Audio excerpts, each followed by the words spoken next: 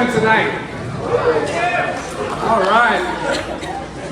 We're ready to rock and roll, and we are going to begin with the presentation of the colors.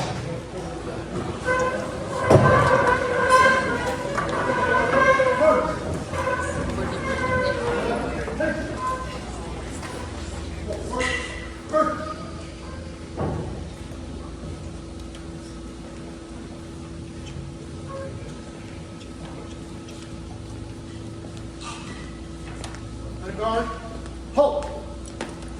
Right, hey. Present, turn. And tonight we have a very special person, a member of our District 10 team, Paula, who will be singing us the national anthem. Oh, say, can you see by the dawn's early light what so proudly we hailed at the twilight's last gleaming, whose broad stripes and bright stars through the perilous fight o'er the ramparts we watched were so gallantly streaming, and the rockets reclaim the bombs bursting in air, gave proof through the night that our flag was still there. Oh, say, does that star-spangled banner yet wave o'er the land of the free and the home of the brave?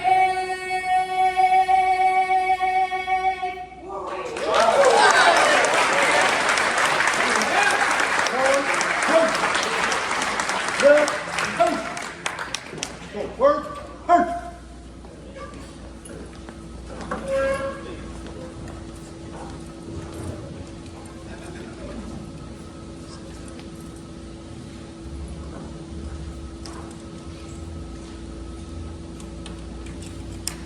And now the Pledge of Allegiance.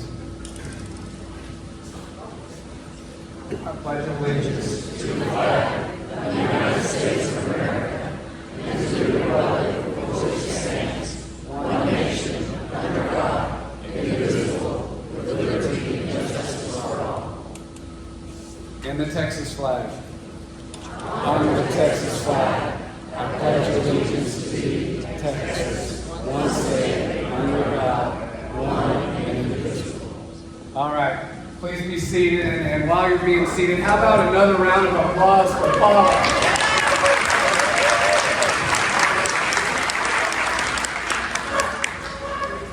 Communications Director and Entertainment, all in one. All right, well, good evening again. We've got a nice agenda for you tonight, and we are going to begin with the Department of Human Services and David Rowe.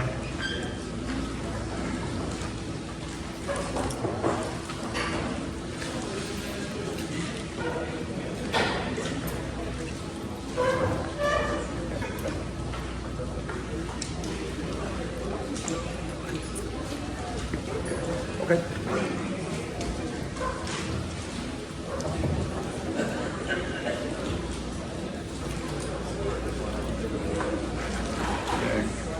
All right, everyone, I'm going to step out here a little bit so I can see where my slides are at. Hi, my name is David Rowe. I'm the Homeless Outreach Manager with the Department of Human Services Homeless Division. This is Trish Cervantes. She's our District 10 Outreach Worker. Covers y'all's area.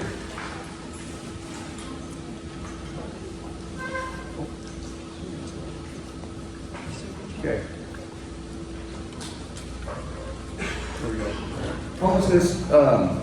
There's a lot of myths out there about how people become homeless.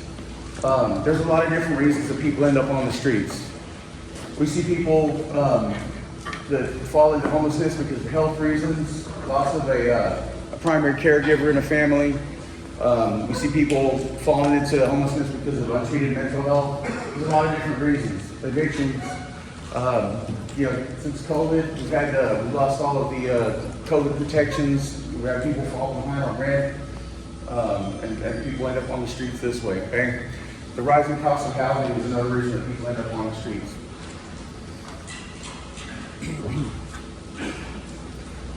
Department of Human Services, we tackle homelessness in a few ways in our community.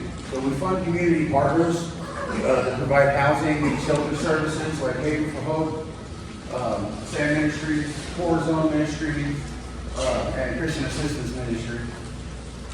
We also have a staff over after. We help plan and coordinate the oversight of the homelessness investment. But our direct services that we provide fall into it's mainly 3 areas, and we have a few extra things that we do on the side. So the first thing that we do is we have our Homeless Connections hotline. That's a phone number that people call. It's a one-stop shop for anybody that is experiencing homelessness or that risk of falling into homelessness. Okay. I'm going to give you that number a little bit later on, so if you need to pass that on to somebody, you'll have that. Okay. Then we have our encampment response team. Joe Van Packeteers, charge of our encampment response team. Those are the guys that go out to those spots where people are building structures, putting up tents, kind of moving into drainage culverts and things like that. Joe's team, Joe coordinates the cleanup of those sites. Okay. Joe's going to talk a little bit more in depth about what that looks like in a little bit. The other big part of what we do is our homeless outreach team. That's my team. So we have a team of outreach workers, clinicians, and we're out there in the community building relationships with people. Meeting folks where they're at, and connecting them, housing, and other resources.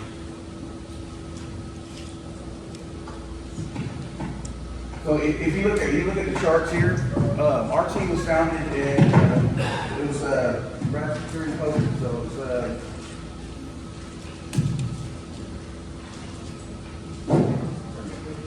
was during COVID. So it was right at the end of 2020. Started going into 2021. So if you look at the numbers here, our overall homeless population has actually increased over time, right? So since COVID, our numbers have gone up from just shy of 3,000 to almost 3,500. If you look at the unsheltered number, which is the bottom end of that graph there, that number's fallen. The reason that number's fallen is because we've got people in our community out there engaging people, connecting them to those resources that are available. We always need more resources, but what's out there, we're making big use of it. This here is showing the changing homelessness per 10,000 of the population since 2015. If you look at this here, this is all of our major metropolitan areas in Texas and then the United States as a whole. So nationwide, we've seen a 10.7% decrease in homelessness across the board. You see Travis County, Dallas County, and Tarrant County that had significant increases. Houston, they're kind of cheating. So they use all of their COVID money that they got, that we pumped into like homeless prevention and stuff like that. They pumped it into short-term housing for folks that were on the street. So they got a lot of people off the street, but it was time-limited stuff. So all of that funding is now running out, and those folks are without support. So that number will kind of creep back up towards the norm, right? Here in Bear County, with what we've had, we've really made hay. So over the last few years, you can see we've only got a 0.4% increase in the total homeless population here in Bear County.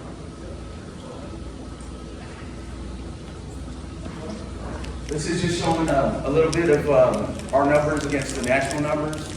So nationwide, since 2014, the increase in homelessness has been around 33.8%. Nationwide, we're right about half that here in San Antonio because of the system that we have in place. The unsheltered count in the U.S. has gone up by almost 30%. Here in Bear County, we've reduced it by 25%. The percentage of chronic homeless population, those are the folks that have been out there on the streets for a year or more. that have a qualifying disability or that have multiple episodes of homelessness. Nationwide, that's increased by 20%. We're below that by 6%. So we're right around 14%. And then, of course, we have our percentage of families becoming homeless. We've seen an increase here in San Antonio, but we're a fraction of what we're seeing nationwide. Families can end up in the homeless system.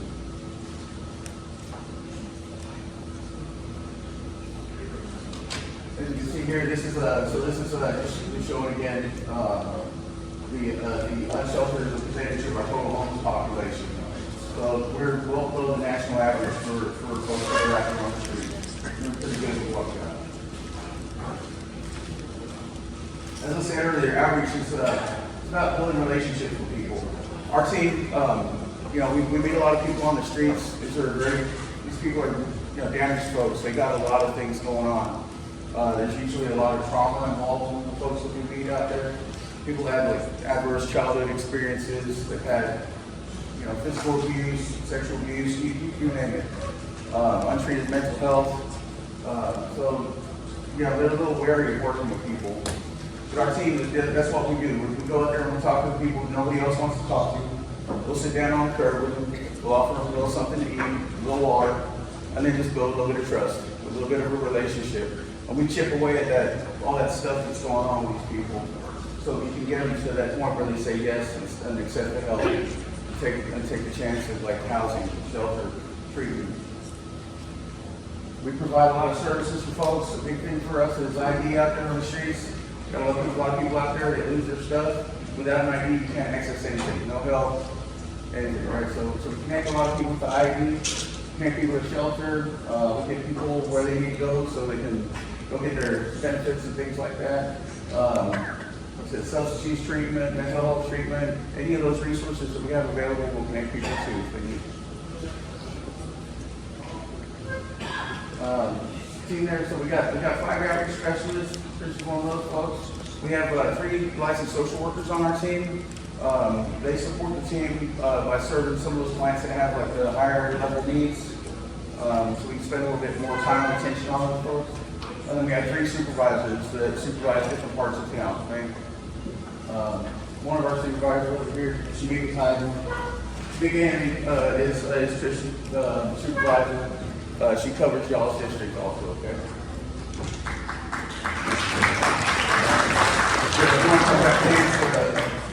There you go.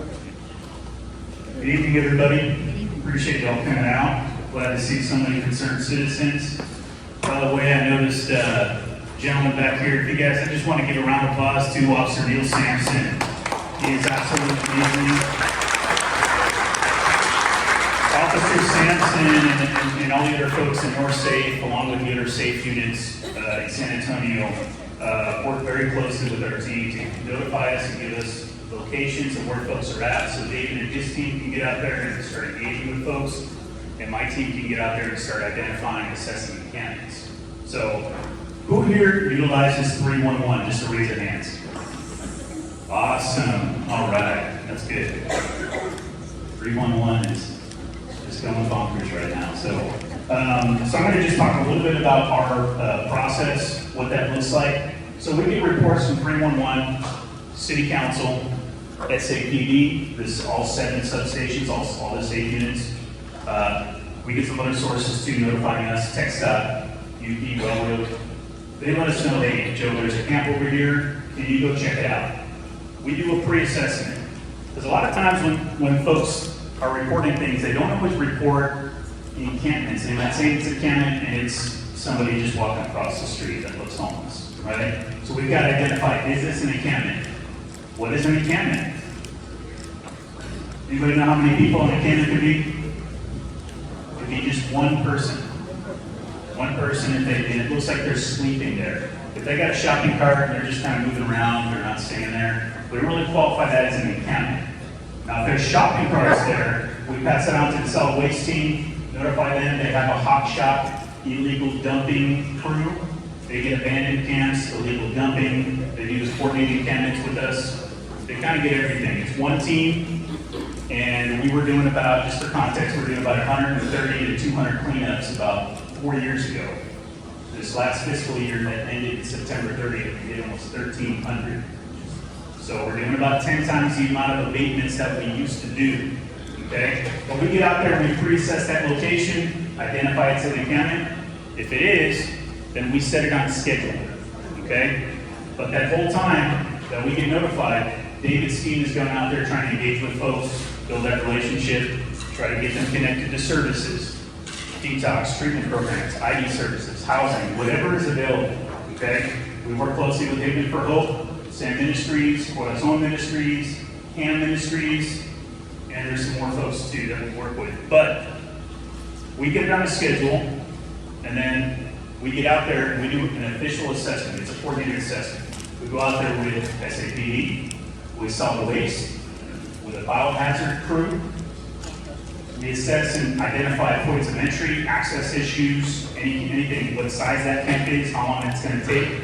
If it's a very large camp, we might need to schedule it a little bit further in advance so we can do that camp, whether it's half a day or all day. Okay? So we assess it. We give notification to folks saying, hey, in 48 hours, we're going to be abating this encampment. We're required to do that by law. Okay?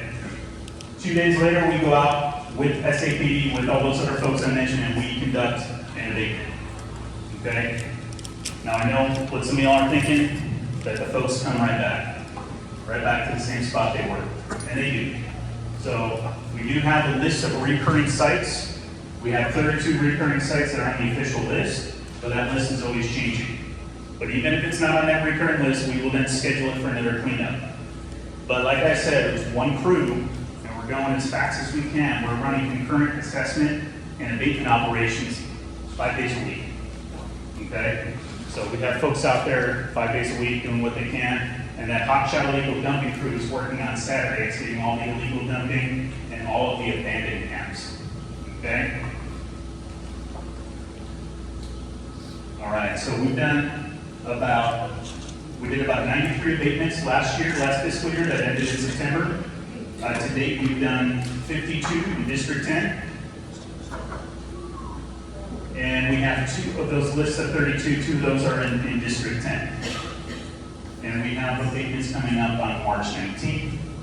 And we've got a bunch of sites in District 10 that are on the list that will be abated in April. Okay? All right. Sorry. Just real quick.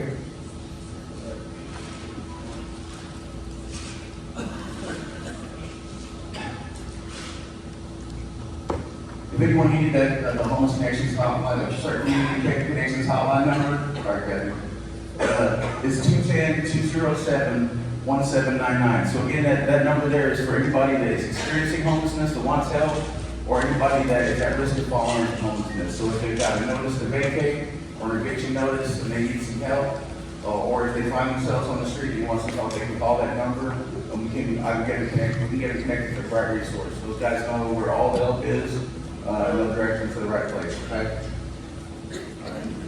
I guess we have time for Q&A or Thank y'all so much. Do we have any 1 or 2 questions? Question. Yeah. Question. Yes, sir. Question. In previous presentations from your office, there were budget numbers presented, and it didn't take much to figure out that the city is spending approximately $35,000 per homeless individual every year. Okay?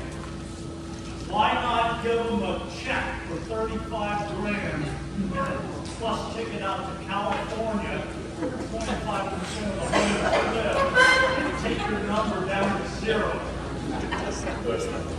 Take that back to the law. Yeah, that's a policy question for the city council. If only I could find a councilman that would listen to a question like that. That's right, that's right. And you know, this office has initiated a homeless audit, which we do have back at this point, and we can talk about it. One more? Yes, sir. I just noticed off of Randolph Boulevard and where the Lowe's is, there's been a lot of clearing out, cleaning out, but also making it inaccessible again for a person to go to camp because it's been cleared out and all the underbrush. I don't know if you guys came up with that in District 10 or because once they cleaned out the camp, They clean out the underbrush, trim the trees, and clean it out so it's all open. No one wants to live there anymore. So, that's a good point. So we do, wherever we can, we do remove vegetation, especially for drainage channels. So Public Works is still the department that oversees specifically drainage channels and whatnot. So if we overgrown trees, shrubbery, vegetation, we do push that forward to Public Works to do remediation. So our team specifically deals just with contaminants, but every single day we're sending those emails. And the team will get whatever they can if it's a small amount, but we send it out to Public Works and ask them, hey, can you guys take a look at this and see if you can remove any of this, shading or whatnot that's not necessary. It might be impeding the water flow. We don't deal on private property, but we do deal on the right of way. So wherever we can do that, we do. Thank y'all so much. Thank you for doing services. We are now on to aviation. Joshua, Tim, and Steve, come on up. Thank you. Good evening, everyone. Thank you very much for having us out tonight, talk about the airport. I'll get to my team members here in a moment. We'll go through a quick presentation.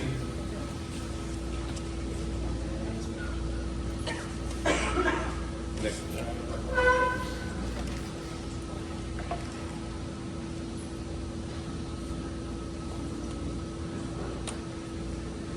Our air service, so we've been very successful this last year with adding additional air service. You can see some of our new spots. We've got San Juan, we've got a couple different spots. But that's a continuous effort that we're always doing. In addition to just do nonstop, it's keeping what we have, and it's adding new airlines as well. If you have any specific questions about that, we can tell you a little bit more about it. But we have a whole team that's all they do is try to retain and add more air service. So, just a little bit about what we'll talk about tonight. Closer? All right, sorry about that. Yeah, sorry. Talk about Elevate, which is our program we have. We'll talk about the terminal development program, ground load, and then we'll talk a little bit about the airfield. So, what is Elevate SAT? So, our new logo, our branding, you can see, is at the bottom. It's SAT. We've worked on it for quite a while. What is Elevate? Elevate is the program that has to do with the development of the airport. It contains a new terminal program, the airfield, anything that we're building at the airport will fall under this program. So why did we want a separate campaign?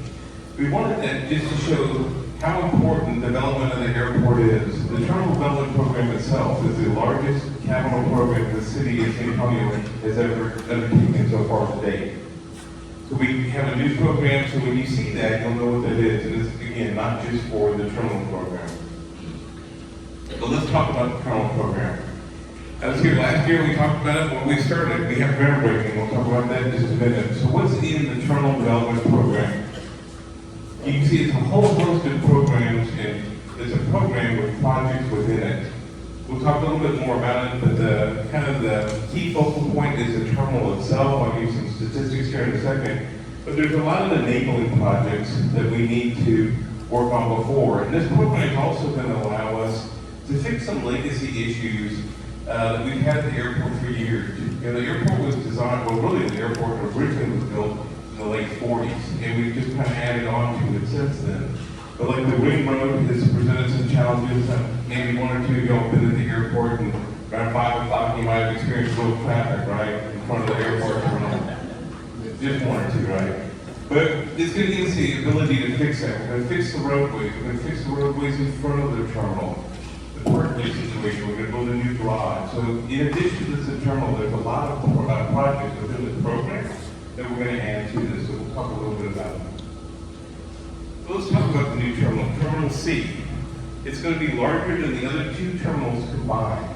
The approximately 811,000 square feet, up to 17 gates. We're going to make that the new international gates as well. So when you come into San Antonio from like Mexico or somewhere, you come into the customs facility, this will be located in the new terminal. It'll be much more modern with the technology and the programs that they have. That will be much larger than what we have today. We're also going to do some existing utility upgrades, which will set us up for the future that we needed to do. There'll be a connector between Terminal B, if you're not familiar, Terminal B is the last one we built in about 2010. So there'll be one checkpoint for the new terminal and Terminal B. There'll still be a checkpoint for Terminal A, but there'll be one checkpoint for those two facilities, and there'll be a connector between those. And like I said, we're going to have some other upgrades to the roadways and some of our utilities. So the groundbreaking, we had that December 10th. A lot of planning went into that. We started this off with a master plan, and from that we went into advanced terminal planning, and it kind of all came to culmination on December 10th. So I think we have a quick video that we could run and let you watch for a minute, too.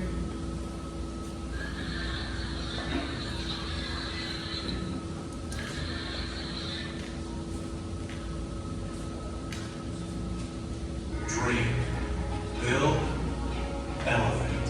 It's a promise becoming real. Elevate SAT is the $2.5 billion expansion and capital improvements plan to enhance SAT.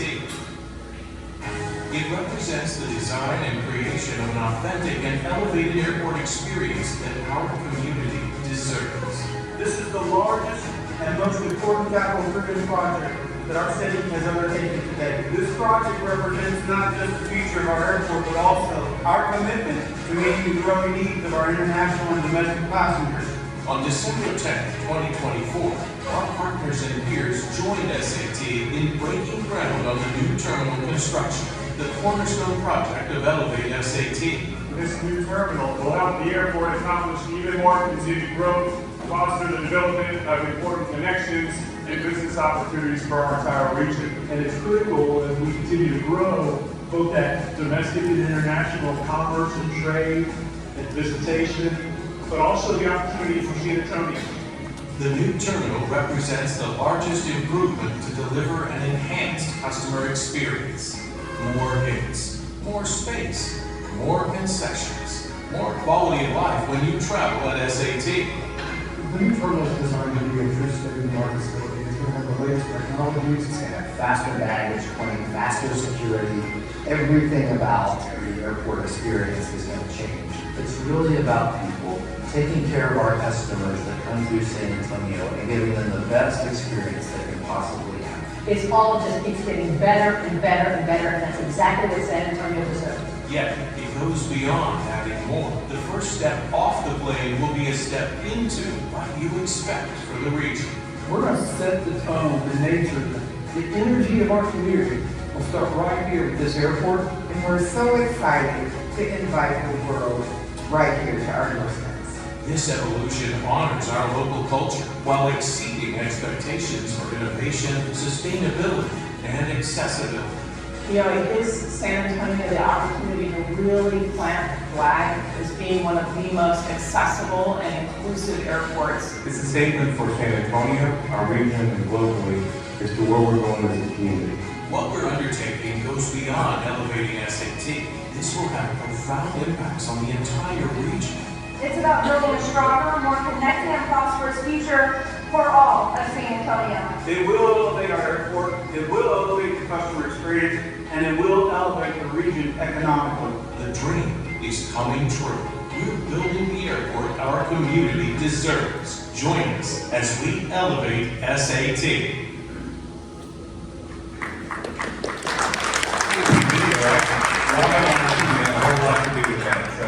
Very exciting. Let's talk a little bit about those renderings real quick. City Council gave us a charge of 4 main pillars for this program: accessibility, sustainability, sense of place, and customer experience. And so, how do you define San Antonio with sense of place? It's not easy. We have so many different things, culturally, and just things that, unlike a Nashville, where it's kind of easy to gravitate toward music. So I think our architects with leadership came up with a really good idea. What we concentrate on is the outdoors and our natural resources. And that's really kind of the theme of the new building. There's going to be some really unique things that you'll see in the new design. So for example, your traditional terminal buildings, and I don't know if I've seen this anywhere else, is you have the curb and then it immediately goes into the terminal building. For this new terminal, we're putting about 60-foot separation between the curb and the terminal. We're going to have what we're calling a paseo. It's going to remind you of the Dry Creek thread. It could have a little bit of water features in it, a lot of stuff like that. So how are we going to maintain that? You know, water is such a precious resource in San Antonio. Well, airports generate a lot of wastewater. And so it's one of our sustainability goals. Instead of just, you know, we're going to treat it and use that for the plants and wildlife. The bridge architecture. San Antonio has a lot of really unique architecture of bridges, whether it's on the river walk or within the parks. We're going to incorporate that. But we want people, when you live here or you're visiting, to really understand what we enjoy in our region, and it's going to be how we're going to define part of our sense of place. Light, bright, big, that's going to be the theme of the terminal. The picture up on the right up there is what we're calling the welcoming plaza. And we're taking that same theme and bringing nature inside the building, literally with the live trees in there as well. But again, it's from plane to curb. We want that sense of place and kind of that unique theme. The color palette is going to be reflective of what you see around this region. Limestone, wood, and warm tones in the color scheme. This is like on the lower level of that welcoming plaza. There'll be a pre-security area with a lot of room. San Antonio is unique. We have a lot of meeters and greeters that come to the airport. We're an origin destination. We have a lot of people that will leave the military, or just see their family leaving. So we want to have an accommodating space for that as well. So some of the major tasks for where we are in the program, we just received 60% design documents. The method that it says, well, how does that make sense if you're still designing and you're starting construction? The methodology that we picked was called CMIC risk, construction manager risk. It was the best way that the city council approved, and it's a way that we control the architecture and how it looks without giving it to a contractor. And so the contractor and the architect are working together, not only on the design, but to make sure that the pricing is in line as well. The architect will be able to get their pricing, and they're used to that. But they're also talking to the contractor at the same time. They just bought steel in Houston last week, or in Austin, or something like that. And so they're constantly collaborating to give us the best price and the best design. We're also going to build a new ground transportation center. And what is a ground transportation center? It's essentially a garage. But one of the improvements that we wanted to do, we talked about the congestion of the curb front. All the Ubers, Lyfts, and any type of other taxis, commercial transportation, it takes up a lot of space in that curb. So we're going to build a garage where all of that traffic will go into one building. So it takes it all off the roadway, and it's much more convenient. We'll have a lot more space, the via transportation, all of that will go into that one building. We've also started the ground load facility. We get a lot of questions about this. If you're familiar with Terminal A, this is on the south side of Terminal A. And what is a ground load facility? It's exactly what it sounds like. Instead of boarding the plane from a traditional bridge, you walk actually out onto the ramp, you board it on a switchback. A lot of places do that. Most of your major airlines don't use this, but a lot of the economy carriers do, and they do it for speed. This is actually the request of some of our newer airlines wanting this service. Burbank, Denver, a lot of airports do it. And we had carriers who are coming to us and said, hey, for speed, efficiency, and cost, we want this model, so we're building it as well. This should be open in December of 2025. Talk about that. It would just like the rest of the terminal have everything else. So have restroom concessions, everything you would expect to see in the regular terminal. The only difference is you're going to walk out and you just won't walk on a jet bridge. You can see what it looks like. It's 3 gate-hold positions, but we'll have 5 aircraft out there at the time as we need to. You can kind of see the layout. That's moving quickly. A couple of the renderings, you can see that we had the two different architects designing this, but we had them collaborate together so they don't look wildly different. And again, they're using that same set of 4 pillars that were set out by City Council for us: sustainability, accessibility, sense of place, and customer experience. We're going to have a multi-sensory environment room that's really becoming kind of the norm in airport design now, and And then the new terminal area will have a much larger one as well. And with that, I will turn it over to Steve to talk about the airfield and then we can close. Thanks, boss.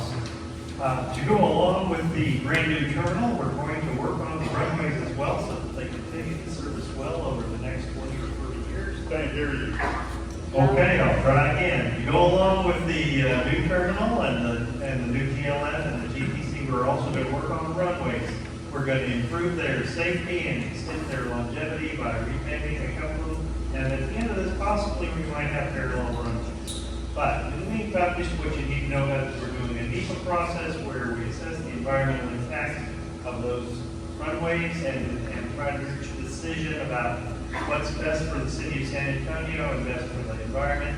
And there will be hearings and meetings. We had one last August at the JCC. So if you're interested in the runways project, please watch for a notice in the paper about our next public open house. All right, well, how about a hand for our aviation crew? Maybe it's time for one question for aviation. Yeah. On the news the other day, I saw a report about a city, I believe it was in Utah, has opened up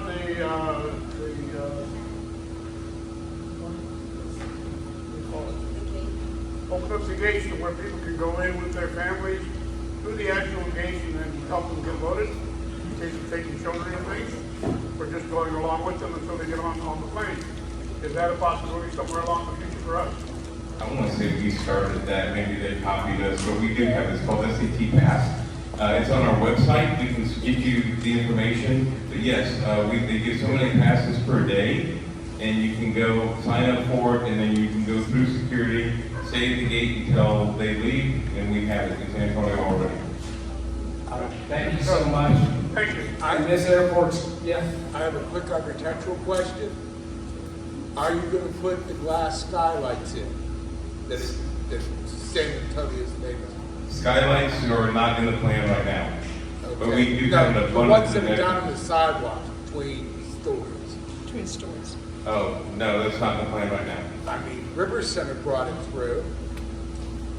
I mean, that's one of the biggest architectural things that people in San Antonio knows.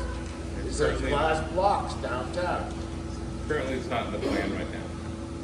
All right, thank y'all again for that. The airport is going to be beautiful, and everybody, I think, should be looking forward to that. Up next, yes, they're going to stick around for a little bit afterwards, and then so please find them and ask them. You know how this goes. Councilman Gallagher will kick me out if we don't end at 7:30. Next up, Saws. Where's Saws? We're Saws. There we go.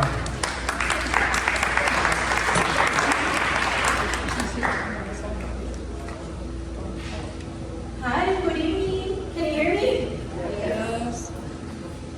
So I'm Mila. I am here to advise you, inform you, and the community about the uplift programs that we offer through SAWS.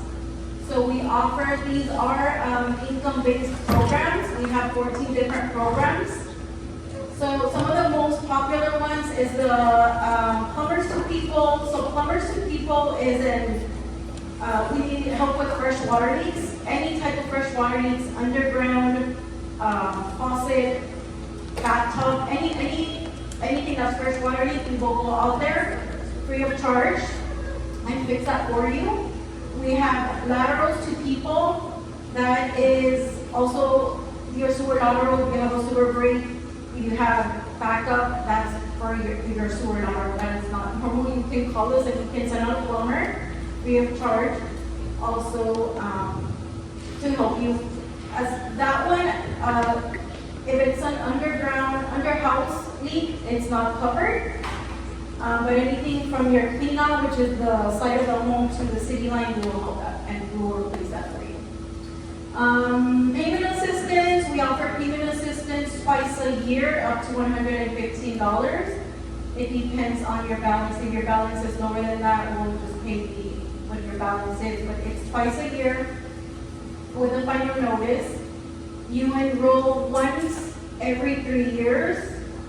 And then after you hit 7 years old, you're grandfathered in, so you no longer have to enroll.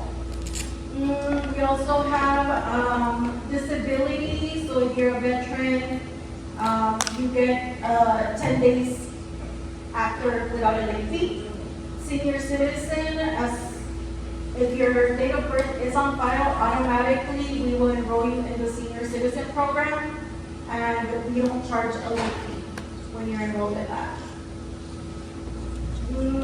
Payment arrangements, laterals to people. The uplift assistance program, that is the first 2,000 gallons of water each month are free. So you'll in return have a lower water bill because you're getting 2,000 free gallons. So those are all the programs that we are currently have. Also, one of the programs through conservation that's not on there is if you have a sprinkler system, you don't know how long to have it on, you can call us, also free, and we can send out a, somebody go check the zones for you, and it's completely free. That way you're not overwatering your lawn. Any questions?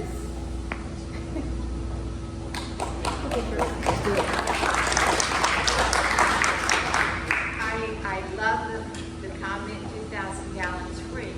What is the basic gallon rate, or how many gallons come with the basic rate? It depends on your water consumption. So it's as soon as you hit one, set of your water, they're already charging you. So there's not a basic rate, it's just as soon as you start hitting the water. But after you hit 2,000 gallons, then if you're enrolled in Uplift, you can use up to 2,000 gallons, and it won't start billing you until after 2,000 gallons. So if most, on your bill, it'll show you your average of how much you're using monthly. As your rate increases, rates will begin after the first 2,000 gallons and then increase accordingly per so many thousands of gallons after that? Yes. And it's also on the back of your bill. I don't really know the gallons. Laura. I have a new meter, and I'm wondering how will we be notified if there's a water leak? And I also noticed, how soon will we be notified? Because I see that on the portal that the gallons used is not updated once every 24 hours. So we do have a water leak. How are we notified? And when will we be notified? Yeah, so you are notified. Just make sure that through customer service, your phone number is on there. If you have an email address, they will notify you. They'll call you, they'll email you. And then it's 24 hours. So every 24 hours, they can see how much it's not normal. They will call you and email you. One more. Yes, ma'am. I may have missed this, but how do you qualify for these programs? Do you just ask for them, or? No, so this is an application that you can do online, and then there are also inside areas where you can go. We are also currently, as of this year, January, we can also send you a paper application. You just have to call 704-CARE, 223-CARE. All right, how about a hand for Saul?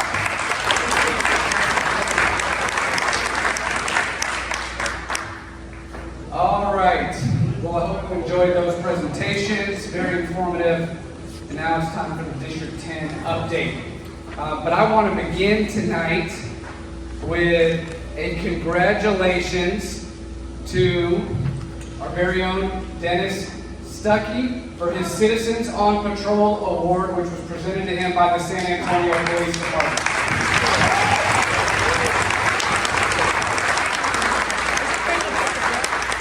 And not only that, some of you may know Dennis was, we appointed him to be our military affairs liaison.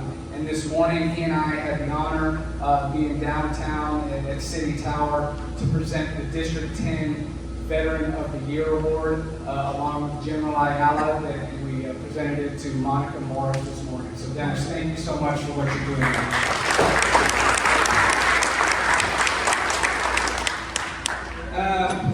All right, what's going on at City Hall? Let's start with the meeting that I actually just came from. Y'all know I sit on the Public Safety Committee, and today we had some really interesting talks. The first was about all this cluster mailbox, all the issues we're having, right, with people stealing from the mailboxes and damaging them. And we heard from the Chief of Police about the steps you should take, of course, making sure that you notify somebody immediately with the SAPD non-emergency line so that the investigation can get underway. We are also, I'm going to tell you, looking into getting some additional lighting for these mailboxes. We know lighting helps deter these kind of activities, and so we're looking into that a bit, and many of you have actually called our office with these concerns, and so we're teaming up with the councilwoman in District 7 to see just what we can do about that. Now, next, and this was really important today, the city started a hotspot policing program a couple of years ago, right? And this makes all the sense in the world, right? Let's see what happens when we put additional officers in the areas where we know that crime occurs. I mean, who would have thunk it, right? And we've been doing this for 2 years now, and guess what the results have shown? A 22% decrease in crime where we have been doing this. So, y'all have heard me say it before. We are 200 police officers short in the city of San Antonio right now. The city's plan is to add 65 new officers in each of the next 3 years. So today, well, yeah, it is good that we're going to add the officers, but my question is, what is our number one job as a city council?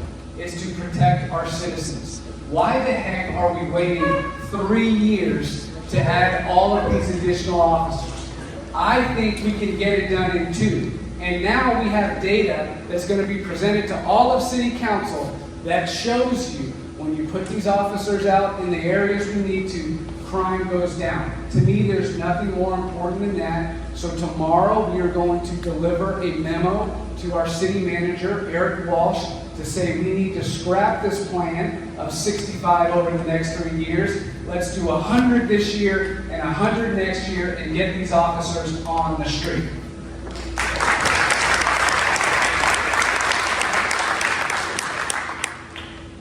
Next, ACS. Y'all know that there's only one ACS facility in the city, and it's way over in the west side. And we have gotten more and more calls this past year about loose and dangerous animals roaming the streets over on our side of town. And so we have now teamed up with a couple of other council members to say, let's look into perhaps some bond money to see if it's time to have a second ACS facility, and let's put it over on our side of town, right? These dogs, there's no room for them anymore.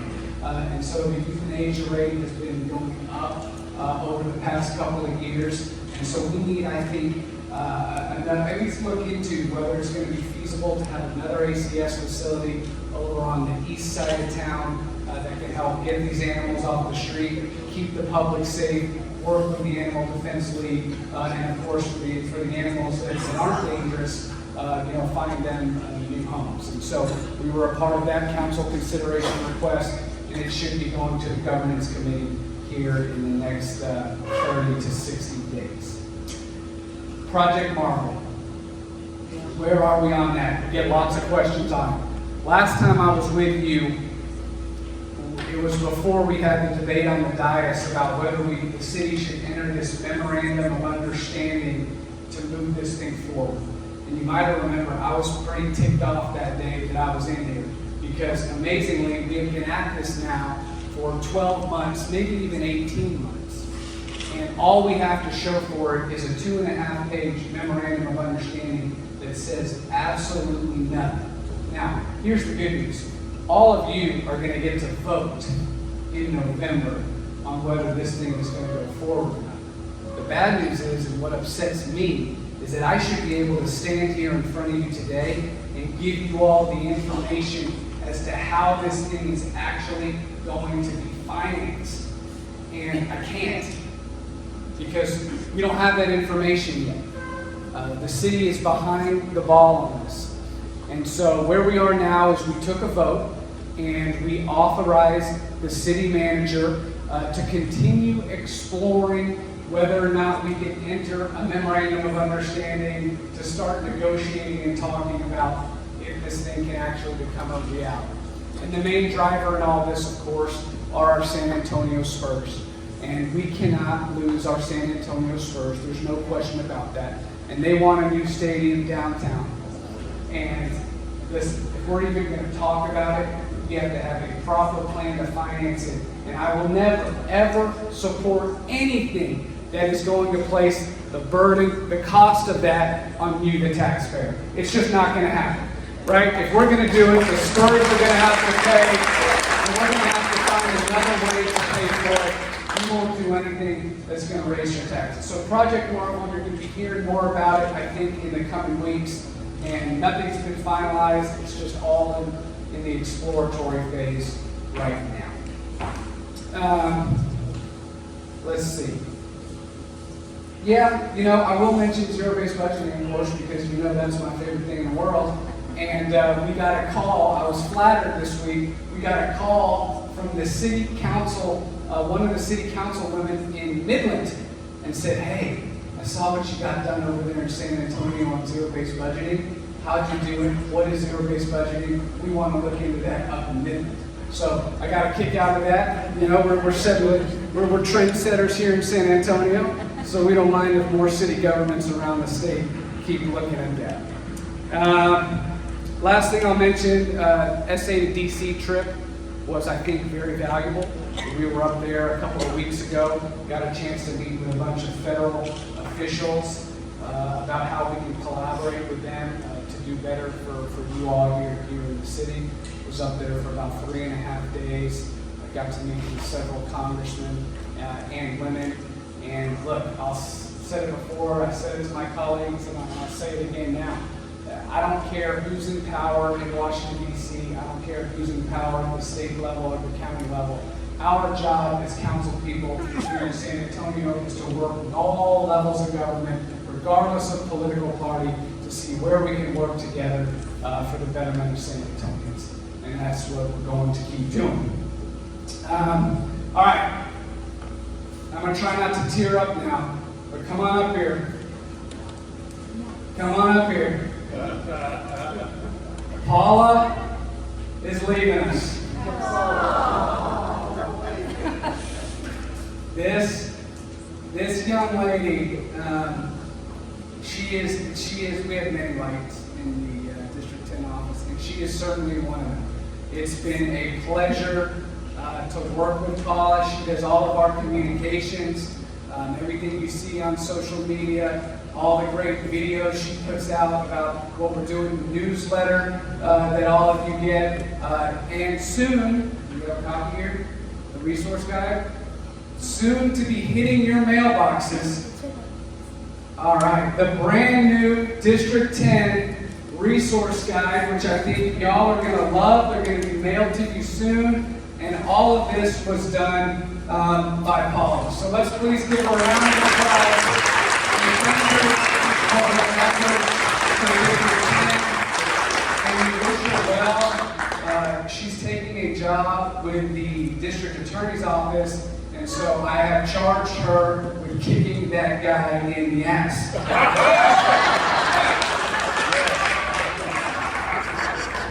Let me tell you, he needs it.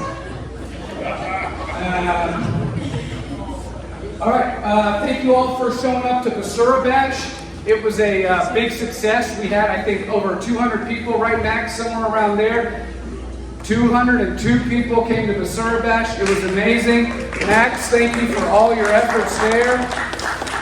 We, of course, talked about Dennis. We're still doing block walking, right? Our District 10 office may come see you soon. Our coffees with the councilmen continue. If you want one in your neighborhood, please let us know. And it's getting warmer, so somebody on our team said, hey, maybe they want to do lemonade with the councilmen. It's not as catchy as coffee with the councilmen, but hey, if you want lemonade, we will do lemonade. Y'all just let us know when and where to be, and we will be there.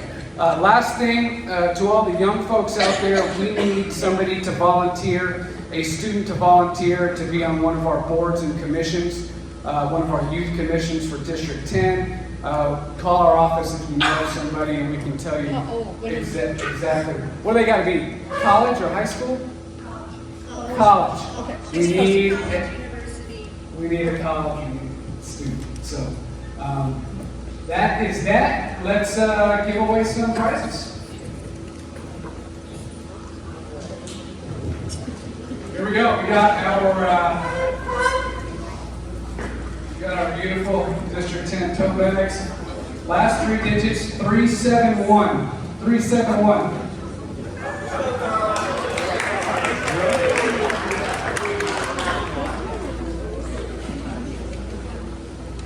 All right, we got 2 to go. 2 to go. Last 3 digits, 378. All right, second winner.